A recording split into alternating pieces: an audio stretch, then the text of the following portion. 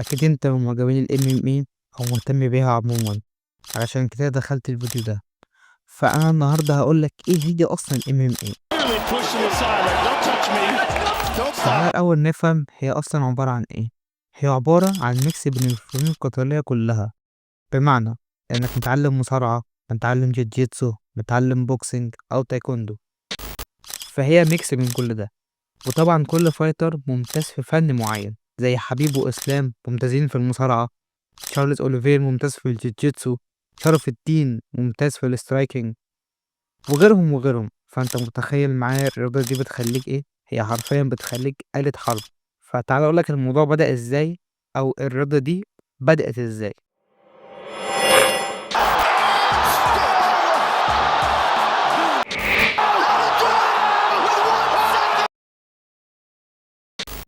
الموضوع بدأ إن كان في 3 أصحاب، هم بوب وأرت وراين جريسي، والكلام ده كان في سنة 93.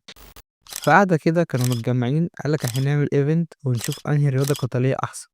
فاختاروا بين كل رياضة واحد، جاب من أول اللي بيلعب بوكسنج لحد اللي بيلعب كاراتيه. No groin shots, no eye gouges, and no biting. Everything else. فأنت متخيل معايا كمية الرياضيين اللي جم، واللي كسب في النهاية هو هيرتس جريسي. Very strong. Folks are going wild. وده كان بيلعب جيتجيتسو. طب ما تعرفش الجيتجيتسو دي رياضة هدفها إنك توقع خصمك على الأرض، ومن أهم الناس اللي متقنة الفن ده في UFC حاليا هو تشارليز أوليفير. Submit Efrain Escudero. Oh, he's got it in deep. Charles. Hands connected. Now he's hanging on the neck. Charles Oliveira. المهم الإيفنت خلص والموضوع فعلا طلع بيكسب، وعملوا إيفنت تاني وتالت ورابع. بس طبعا مفيش حاجة سهلة، لازم أن يطلع حاجة زي إن الحكومة ظهرت وقالت إن ده مش قانوني أو قانون حتى ساعتها. فالموضوع بدأ يبوظ، والشركة تخسر وتخسر لحد ما جت الصدمة إن في 2 شركا مشيوا وسابوا الشركة، والفلوس بتخلص والحكومة واقفة عليك ومفيش أمل، لحد ما بيظهر لك الأمل الوحيد، وهو السبب لحد دلوقتي إن UFC لسه مكملة، لحد ما بيظهر دانا وايت. Text me every day. Please answer my call. Please talk to me. Why won't you talk to me? Because I don't give a fuck about you. Do your thing. عشان ياخد مشروع UFC. بس دلوقتي في مشكلة، هو مش معاه فلوس أصلا ومديون. فهيعمل إيه؟ من حظه الكويس إن كان عنده أصحاب اللي هي الطبقة العليا، فقال لهم أنا عايز 2 مليون دولار وعندي مشروع كويس وهيكسبنا وهرجعهم تاني من غير أي حاجة. دفعوا الفلوس وزي الفل، والبيعة تمت الحمد لله. بس دلوقتي في مشكلة، هو واخد منظمة ممنوعة من معظم ولايات أمريكا.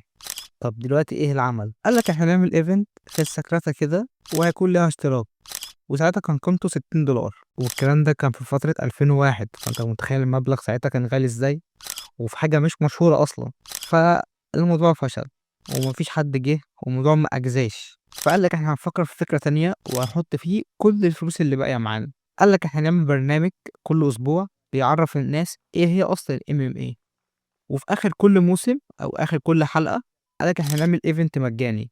فبسبب البرنامج ده معظم الناس عرفت إيه هي أصلا ال MMA وإيه هي ال UFC بالتحديد، وكده الخطة نجحت. بس برضه مش هتمشي كده.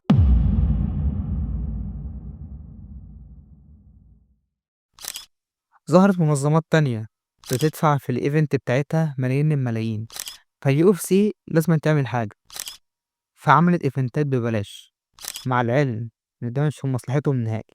بس دانا وايت ذكي، قال لك إحنا هنعمل إيفنت مجاني فمجاني، بس بعد كده هيبقى باشتراك. فجت في مصلحتهم، الناس أدمنت الUFC، فالناس اضطرت تشتري الإيفنتات اللي بقت بفلوس فعلا. المرة دي الناس عرفت إيه هي الUFC وعرفت إيه هي أصلا ال MMA، لأنها فعلا كانت حلوة والناس اتعودت عليها. وطبعا بدأت الUFC تكبر أكتر وأكتر، لحد أما فعلا بقت بتشتري أي منافس ليها وتمسحه.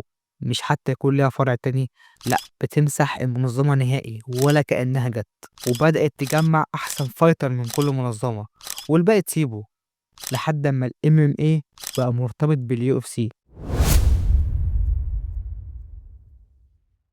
وخطة دانا وايت نجحت، والمشروع فعلا نجح. وفي أحداث هامة طبعا في UFC، زي عندك ماتش حبيب وكورنا، وده كان في عرض UFC 229. Nope, it's on the chin.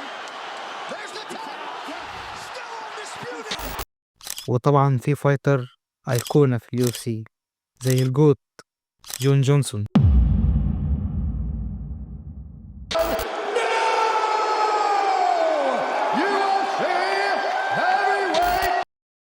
وممكن نتكلم على الأحداث دي بتفاصيل أكتر في وقت تاني، بس في جزء خفي في عالم ال UFC أو الفنون القتالية عموما لازم أن تكون عارفه.